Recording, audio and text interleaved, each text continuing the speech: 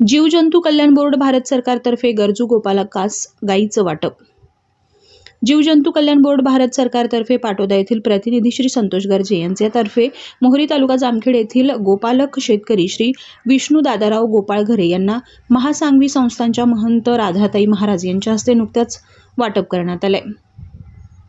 यावेळी आपले मनोगत व्यक्त करताना महंत राधाताई आईसाहेब म्हणाल्या की आपल्या भारतीय संस्कृती आणि गोमातेला खूप मोठा दर्जा आहे. जसं की बाळाची आई गेल्यावर आईच्या दुधावरही बाळ जगू शकतं. गोमातेचं दान देतेवेळी जीवजंतू कल्याण बोर्ड भारत सरकारचे सदस्य श्री संतोष श्रीराम गर्जे उपस्थित होते व शिवाजी नागरगोजे आणि गोप्रेमी गोरक्षक उपस्थित होते. IB न्यूज संपादक इद्रिस चौस, पाटोदा, बीड. हे अन्नदानाचं काम करतात. अशा प्रकारचा कार्यक्रम आमच्या महासांगवी येथे आईसाहेबाच्या संस्थांवर त्यांच्या सानिध्यामध्ये सुरू आहे. एवढं बोलून मी थांबतो. आपल्या भारतीय संस्कृतीमध्ये गोमातेला फार मोठा दर्जा आहे. लहान बाळाची आई जर गेली ते बाळ दुधाशिवाय राहू शकत नाही. जर गाईचं दूध पाजलं तर बाळ जिवंत राहतं.